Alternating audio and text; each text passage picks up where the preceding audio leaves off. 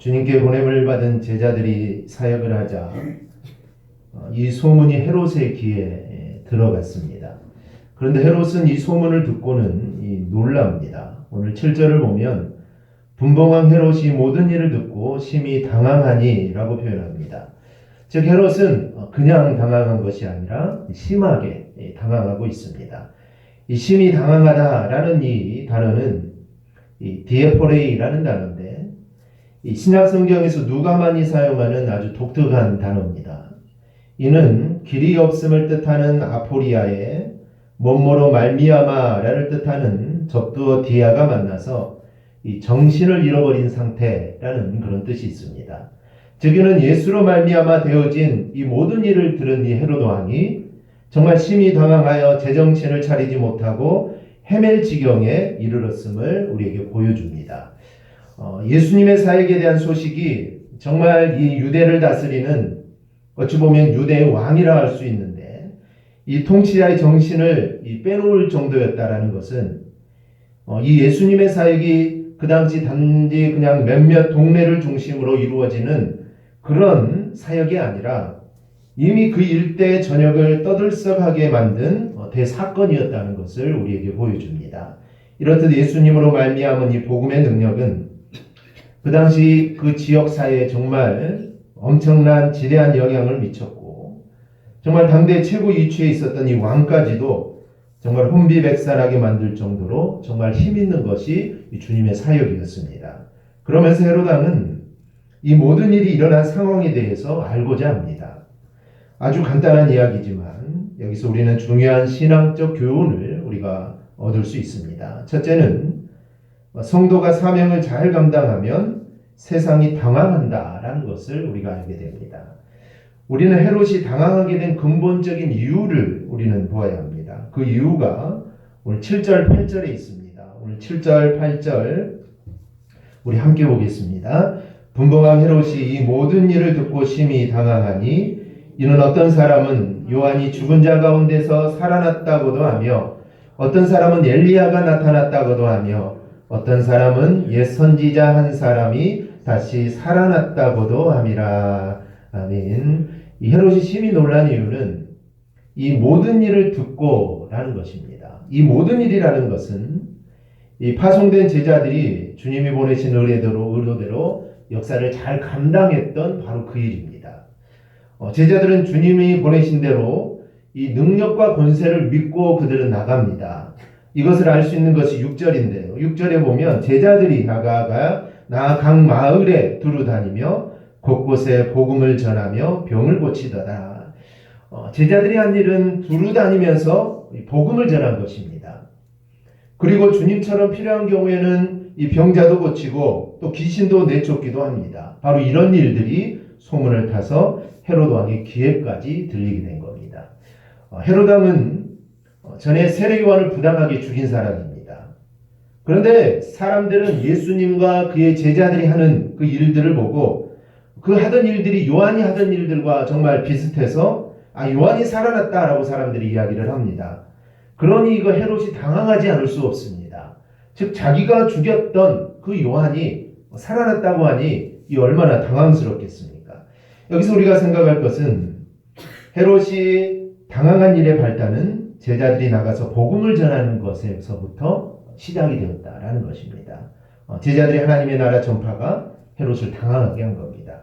그리고 우리는 헤롯을 이 세상으로 확대해서 우리가 살펴봐야 되는데 그렇다면 우리 성도가 두루 다니면서 하나님의 나라를 전파하면 세상이 깜짝 놀라게 된다라는 것입니다. 하나님의 나라가 전파되어 가면 갈수록 이런 현상들은 더욱 크게 일어납니다. 그런데 요즘 세태를 보면 좀 이상합니다. 성도들이 세상을 어떻게 깜짝 놀라게 합니까?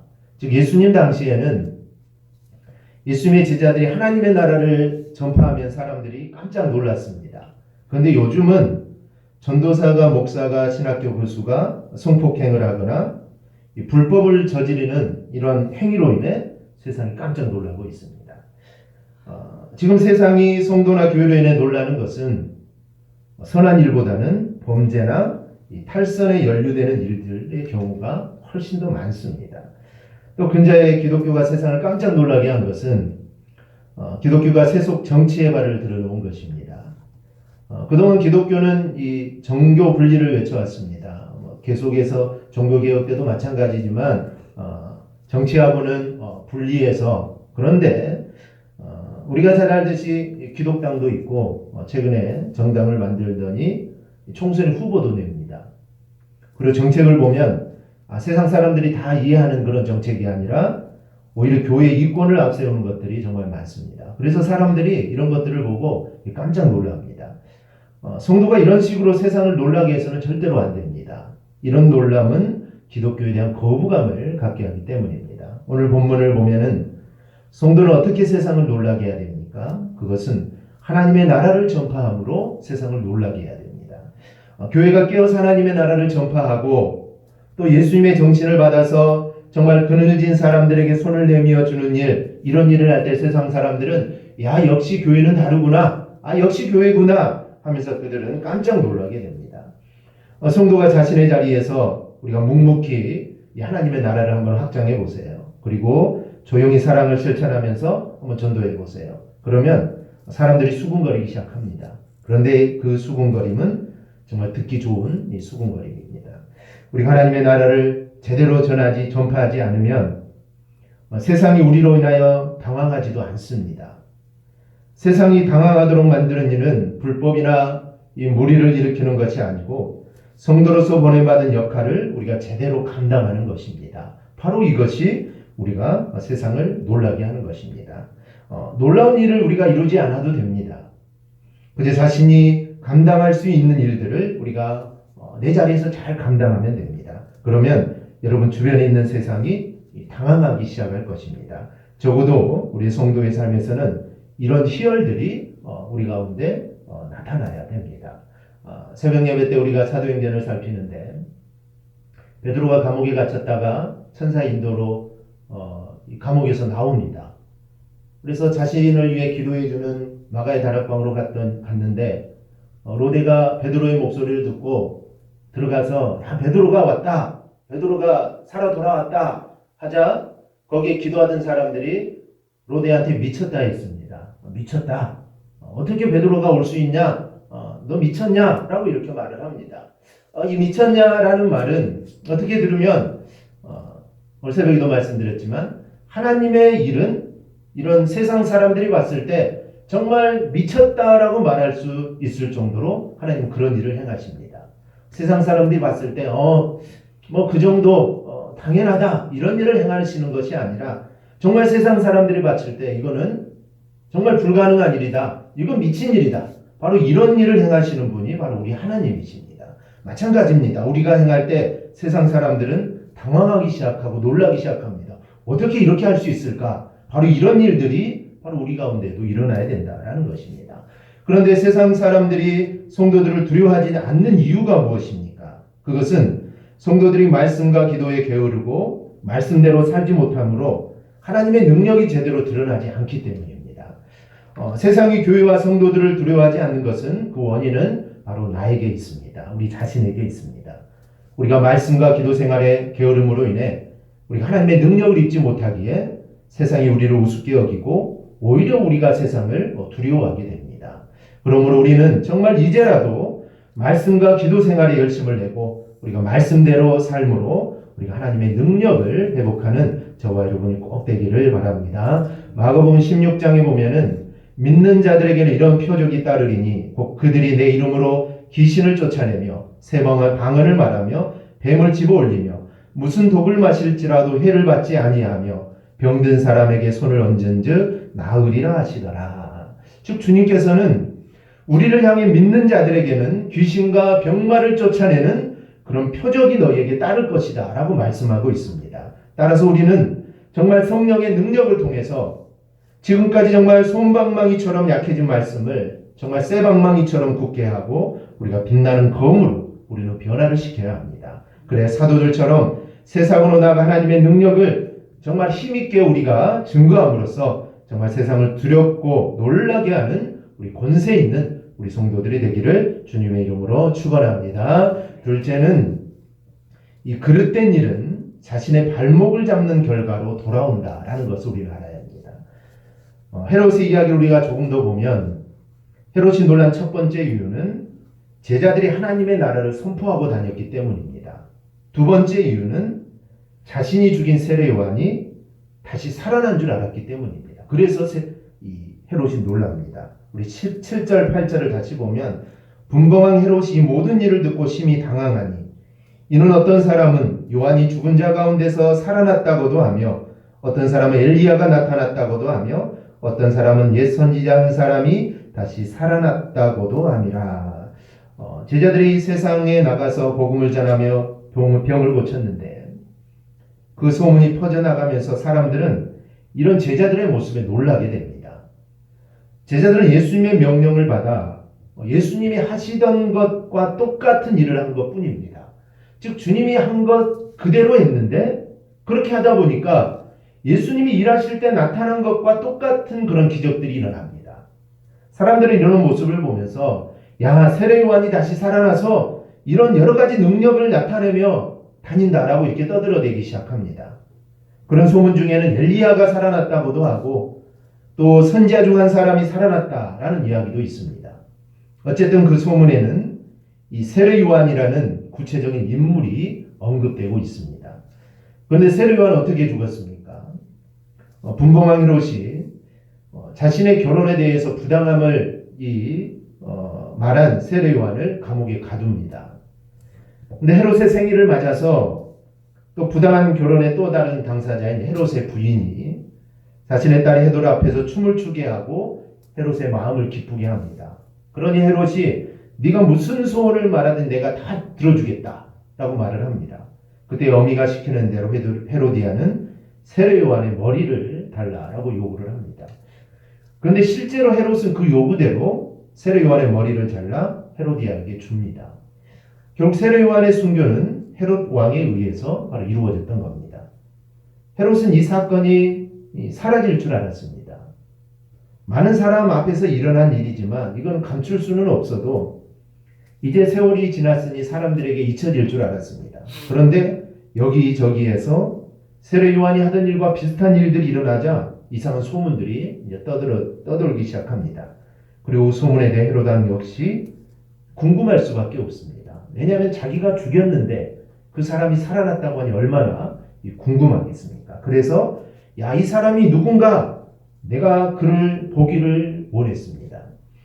그렇다면 왜 헤롯이 그리스도를 보기를 원했을까요? 이 범죄 심리학을 보면 범죄자는 반드시 범죄 현장에 다시 나타난다라는 이론이 있습니다. 그래서 범죄 수사를 하는 형사들은 반드시 현장을 꼼꼼하게 점검하고 그곳에 잠복하곤 합니다.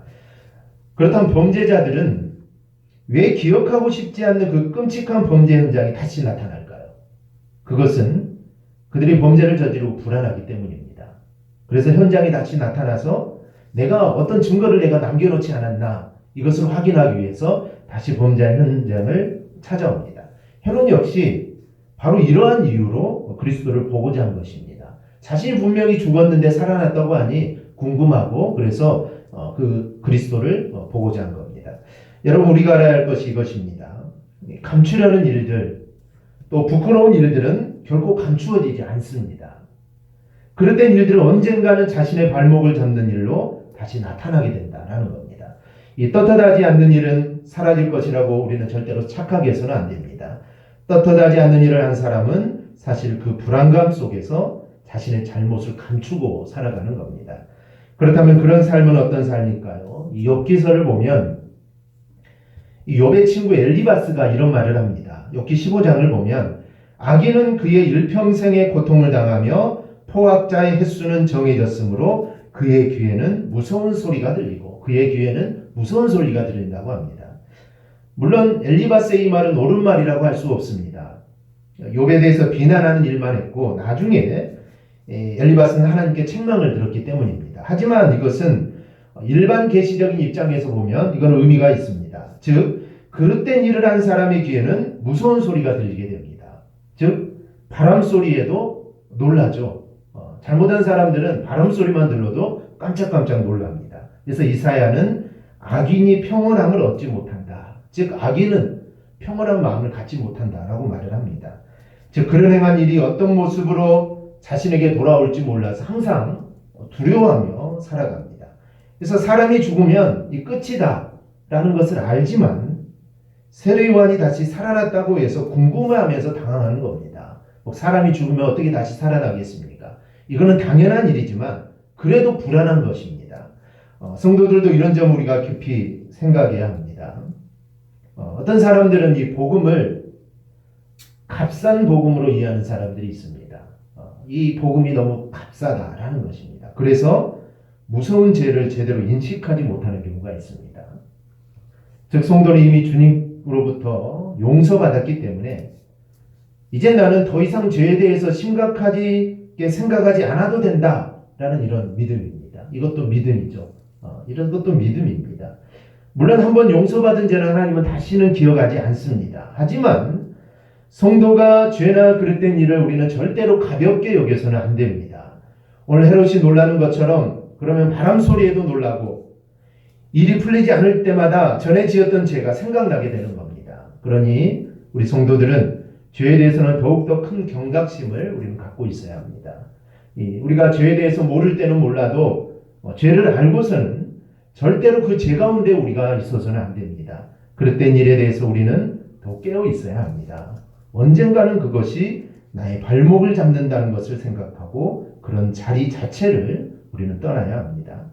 설령 그렇게 하지 않으면 손해를 볼 수밖에 없다면 손해를 보는 것이 우리 성도의 삶입니다. 그러면 비록 손해를 볼지 몰라도 바람 소리의 마음이 두려운 일은 우리 가운데 없을 것입니다. 흔히 사상누각이라고 합니다. 그릇된 일에 세우는 모든 것들이 바로 사상누각과 같습니다. 그것이 견고하지 못하여 언젠가는 무너지게 되고 그리고 무너질 때 그 충격은 더 크게 되는 것입니다. 그러니 성도는 세상과는 다른 방법으로 살고자 우리는 늘 깨어 있어야 합니다. 즉 정직하게 또 하나님 앞에서 부끄러움 없는 삶을 우리는 살도록 노력해야 됩니다. 완벽하게는 살 수 없겠죠. 하지만 노력하는 그 마음을 우리 하나님 기뻐 받아주실 줄 믿습니다. 우리가 이를 기억하고 하나님 앞에서 온전한 삶을 살기 위해 우리가 힘쓰고 또 애쓰는 저와 여러분이 되기를 축원합니다. 셋째는 회개가 얼마나 중요한지 우리가 깨닫게 됩니다. 헤롯은 심히 당황합니다. 그런데 그는 당황할 뿐입니다. 그가 불쌍한 이유는 회개하지 않았기 때문입니다. 당황하는 모습이 변하여 회개를 했다면 얼마나 좋았겠습니까? 그는 후에 오늘 본문에서 자신이 이야기한 대로 내가 그를 보고자 한다라는 그 말처럼 나중에 예수님을 만납니다.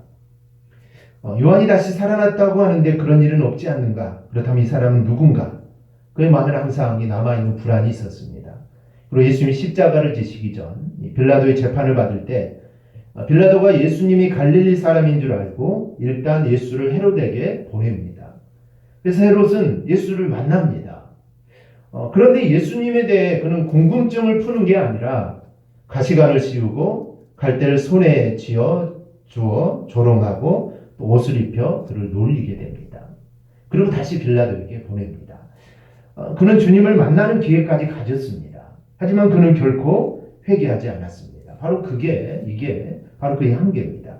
그는 당황할 줄만 알았지 회개할 줄 몰랐습니다. 그래서 그는 심판받아 하나님의 저주 아래 놓이게 됩니다. 만약 그가 회개했다면 어떻게 됐을까요? 당연히 생명의 구원을 받았을 것입니다. 우리는 다윗을 통하여 그 예를 볼 수 있는데요. 이 사무엘하를 보면 다윗이 우리아의 아내 밧세바를 취하는 사건이 나옵니다. 제가 말씀드렸죠. 악인은 그 한 일 때문에 바람만 불어도 그 일이 생각나게 됩니다. 그래서 완벽한 범죄를 이루려고 우리아까지 전장에서 죽게 만듭니다. 그리고 밧세바를 이제 남편이 없으니 정식으로 아내로 취합니다. 형식적으로 보면 아내를 취했으니 이제 완벽하게 다 감추어졌습니다. 우리아를 죽인 일도 아는 사람 2명밖에 없고 그러니 완벽하게 다 감추었습니다. 하지만 사무엘하 11장을 보면 하나님이 보시기에 이 일은 악한 일이었다라고 말씀을 합니다. 그것은 다윗 자신도 압니다. 감췄지만 그 불안은 그 안에 잠재되어 있습니다. 그런데 나단 선지자가 나타나서 느닷없이 부자가 자신에게 온 손님을 대접하려고 가난한 자의 양 한 마리를 빼앗았다라는 이야기를 나단 선지자가 갑자기 느닷없이 이를 말을 합니다. 더구나 가난한 자의 양은 마치 그에게 딸과 같은 존재다라고 말을 합니다. 이 소리를 듣자 다윗이 그런 나쁜 놈은 당장 처벌해야 된다라고 화를 냅니다. 그때 나단이 바로 당신입니다. 이렇게 말을 합니다. 바세바를 취한 일이 그렇게 부끄러운 일인 것을 지금 나단 선지자를 통해 지적받은 겁니다. 완벽하게 감추었다고 생각했지만 이것이 드러난 것입니다. 이때 다윗은 그것을 인정하고 나단이 제시하는 방법에 따라 회개의 길을 갑니다. 여러분, 다윗이 하나님으로부터 버림받았습니까? 아닙니다. 비록 그도 역시 하나님 보시기에 악한 길을 갔습니다. 정말 이 죄라는 것은 정말 죽어야 되는 정말 심한 죄입니다. 하지만 회개함으로 그는 용서를 받았습니다. 즉 하나님은 더 큰 은혜와 사랑을 하나님으로부터 받게 됩니다. 요즘 교계를 보면서 돌아가신 이 영락교회 한경진 목사님이 계십니다. 이 한경진 목사님은 많은 사람들에게 존경을 받는데요. 그 이유가 영락교회라는 큰 교회를 세우셔서 돋보이는 것이 아닙니다. 그 정도 되면 여러 가지를 내세울 건 내세우면서 사실 수 있지만 이 목사님은 절대로 그렇게 하지 않았습니다. 한경진 목사님의 설교집을 보면 항상 책 제일 처음에 이런 글귀가 나옵니다. 자신은 일제강점기에 신사참배를 한 죄인이라며 회개한다라는 글귀입니다. 신사참배가 있을 때 총회 차원에서 신사참배를 했습니다. 결의를 해서 신사참배를 했습니다. 이제 거기에 안 하셨던 분들이 주기천 목사님이나 일부 목사님들은 거기에 반대하고 순교를 당하고 감옥에 갇혔지만 그 당시 총회는 결의를 해서 신사참배를 했습니다. 거기에 이제 한경진 목사님도 동조해서 신사참배를 했다는 것이죠.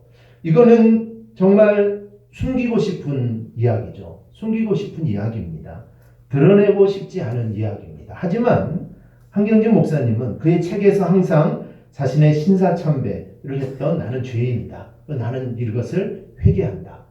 라는 말을 계속 쓰고 있습니다. 즉 용기 있게 회개하고 오히려 인정하면서 자신을 쳐서 더 낮은 사람이 되게 하였습니다. 그리고 그렇게 큰 교회 목사님이었지만 그는 청빙하게 살았습니다. 한경진 목사님의 유언이 있습니다. 이제 목소리로 녹음한 유언이 있는데요. 그 유언에 보면은 이제 자녀들을 불러놓고 이렇게 말하죠. 나는 우리 자손들에게 남길 유산은 하나도 없다. 문자 그대로 나는 내게 속하는 집 한 칸, 땅 한 평도 없는 사람이다. 그것은 이미 너희들도 다 알 줄 생각한다. 무슨 재산을 소유한다고 하는 것은 어딘가 모르게 부끄러운 생각이든 까닭이다. 라고 이렇게 유언을 남깁니다. 예수님께서 제자들에게 말씀하신 제자의 삶 그대로입니다. 이게 바로 회개하는 자의 모습입니다. 그리고 회개하는 자는 하나님께서 용서하시고 또 붙들어 주십니다. 물론 회개했다고 해서 그 아픔이 사라지는 것은 아닙니다. 다윗은 회개하고 하나님께 용서를 받았지만 그 아픔은 평생 가지고 살아갑니다. 그가 저질렀던 그 죄는 평생 가지고 살아갑니다. 우리 하나님을 사랑하다 보면 하나님 앞에서 악을 행한 일이 그렇게 가슴 아프게 다가옵니다. 그것이 마치 없었던 일인 것처럼 생각할 수는 절대 없습니다.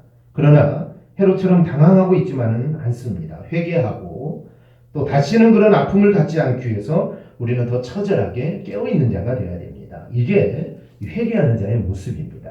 그러므로 우리는 이러한 의미에서 회개와 범죄와 회개 그리고 심판의 관계에 대해서 우리가 다시 한번 분명히 정립할 필요가 있습니다.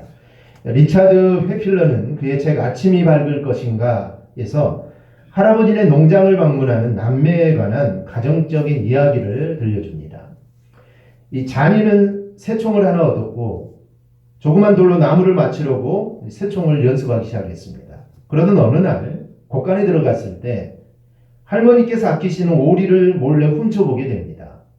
그래서 갑작스러운 충동에 오리를 그냥 겨냥해서 새총을 쏘았는데 오리가 맞아 죽고 말았습니다. 겁이 덜컥 났죠. 할머니가 아끼는 오리인데 죽였으니 얼마나 걱정이 되겠습니까? 그래서 소녀는 오리를 장작더미 속에 다 감추었는데 고개를 들자 누나인 셀리가 그걸 지켜보고 있는 겁니다. 누나한테 들킨 거예요. 셀리는 자기가 한 짓을 모두 다 보고 있었지만 아무런 말도 하지 않습니다. 그냥 모른 척합니다. 그날 점심을 먹고 할머니께서 셀리야 우리 점심 좀 접시 좀 닦을까? 라고 하자 셀리가 할머니 자니가요 오늘은 자기가 부엌 일을 돕고 싶다고 그런데요. 그렇지 자니? 이렇게 말을 합니다. 그리고 그녀를 허리를 굽혀서 그의 귀에다 대고 속삭입니다. 오리 알지? 그래서 자니는 접시를 닦았습니다. 또 며칠 있다가 나중에 할아버지께서 아이들을 낚시하러 데리고 가신다 라고 말을 합니다. 그래서 할머니께서 야 어쩜 좋지? 셀리가 저녁 만드는 걸 좀 거두어 주었으면 좋겠는데 라고 말을 합니다. 셀리가 웃으면서 걱정하실 거 없어요. 자니가 하고 싶다는데요. 이렇게 말하고 또 이렇게 속삭입니다. 오리 이렇게 속삭입니다. 자니는 셀리가 할아버지와 낚시를 간 동안 집에 남아 일을 해야 했습니다. 그래서 며칠 사이에 자기 몫과 누나의 몫을 하다 보니 자니는 더 이상 견딜 수가 없었습니다. 그래서 할머니께 오리에 관해 고백하기로 결심을 합니다. 자니가 솔직히 오리를 죽인 것을 말씀드리자 할머니께서는 자니를 꼭 안아주시면서 말씀합니다. 다 알고 있단다. 나는 그때 창문에 서 있었거든. 나는 널 사랑하니까 내가 용서해 줄게. 나는 네가 왜 그렇게 셀리에게 꼼짝 못하는지 궁금했었단다. 이렇게 말을 합니다. 우리는 정말 연약한 존재이므로 심각한 범죄에 빠질 가능성이 얼마든지 있습니다. 그러나 그보다 더 심각한 문제는 그 이후에 있습니다. 우리가 그 범죄를 감추고 은폐시키려 하고 있을 때 사탄은 우리의 귀에다 대고 이렇게 속삭입니다. 넌 이제 끝장이야. 넌 실패자야. 넌 하나님의 저주를 받을 거야. 네가 그런 짓을 저질러 놓고서도 하나님의 백성이라고 할 수 있냐? 우리의 귀에 대고 속삭입니다. 그러나 우리는 절대로 이 사탄의 이 속삭임에 속지 말아야 합니다.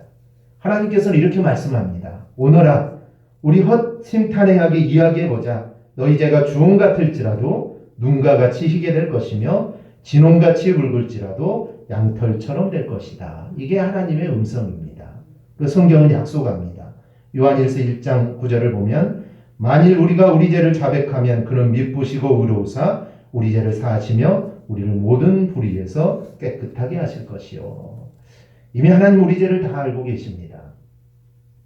그럼에도 불구하고 하나님께서는 우리의 입으로 우리 죄를 인정하고 시인하기를 원하시는 것은 우리를 무슨 책망이나 징계를 하기 위해서가 아니라 바로 우리 자신을 위해서입니다.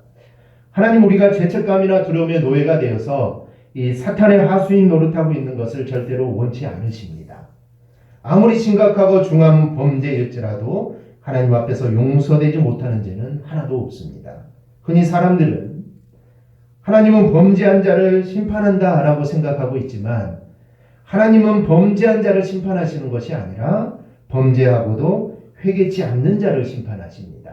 즉 회개하지 않는 자를 하나님은 심판하시는 겁니다. 뿐만 아니라 하나님 우리가 범죄한 자가 회개했을 때 더 큰 은혜로 자비와 사랑을 베풀어 주시는 분입니다. 따라서 우리는 범죄했을 때를 숨기지 말고 즉시 회개하고 정말 자복함으로써 정말 잠시는 징계하십니다. 다윗도 하나님께 징계를 받았습니다.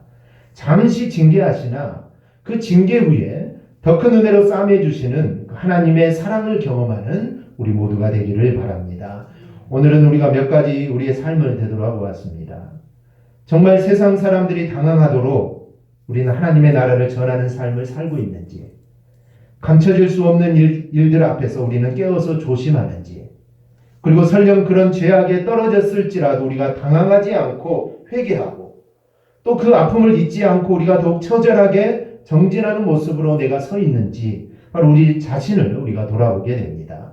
오늘 헤롯의 이 삶을 통해 내 자신을 다시 한번 돌아보고 헤롯과 같은 삶이 아니라 또 세상 사람들과 같은 삶이 아니라 우리의 잘못을 늘 회개함으로 하나님 주시는 은혜와 사랑을 경험하면서 살아가는 저와 여러분이 꼭 되기를 주님의 이름으로 축원합니다. 아멘. 기도하겠습니다.